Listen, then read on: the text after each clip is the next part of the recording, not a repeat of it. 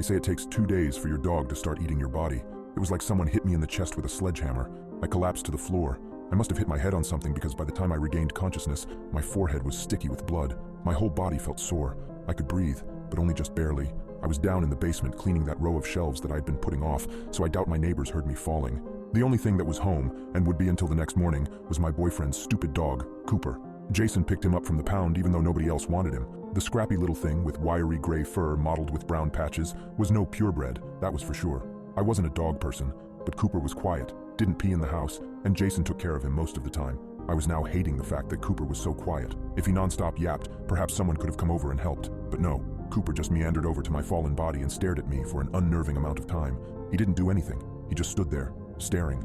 I tried to make my mouth work, tell him to go get help, but all I could do was make this dull, gurgling sound. My tongue felt thick and unusable, and all Cooper did was stand there and stare. He finally approached me, sniffing my head and whimpering ever so quietly. His warm tongue lapped against my bleeding head, which stung at first, but it did feel better after a few licks. After he'd cleaned up the blood, he backed up, nuzzled at my neck, and whined again. I wanted to beg that dog to start howling, making a bunch of noise, and somehow alert our neighbors that I was in trouble, but I couldn't do anything. I just had this scrappy little mutt to cuddle me as I lay there. Minutes ticked by. I could see the clock on the wall moving ever so slowly. I had to wait until Jason came home, I figured. He was going to be home tomorrow morning. I could last that long, right? I didn't feel like I was getting worse. I just had to wait it out. I could do this. I could live long enough for this. What I didn't count on was Cooper's lunchtime. Cooper got fed 3 times a day. Jason spoiled the mutt. He got that fresh foodstuff from the pet store that cost almost as much as our groceries, but Cooper loved it. But when noon came, and I was being a terrible owner and not getting up to feed Cooper, he got impatient.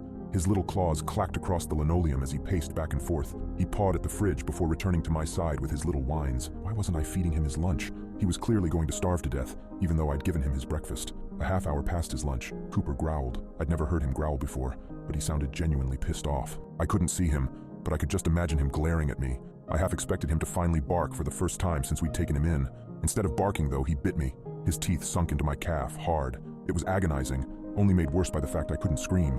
Cooper didn't let go either. He just pulled, actually dragging me a few inches before my skin finally gave and he tore away a healthy chunk of skin and flesh. The pain got so much worse. Cold sweats poured down my face as I heard Cooper chew and swallow. I was nearly sick. At least I wanted to be. That stupid dog just ate part of my leg, and he clearly liked it as he went back for seconds. Thank God I passed out from the pain. By the time he had eaten his fill and I was back to being alert, I could feel him licking the gaping wound, as if it would make it better. Or perhaps my blood was just his dessert course. I couldn't look behind me to see how bad the damage was. I just knew it hurt, but I didn't know how much worse it could possibly get. Dinner time rolled around. I spent my afternoon drifting in and out of consciousness, but when I heard Cooper growl again, my body forced me awake. I wanted to smack him. Any other day I could have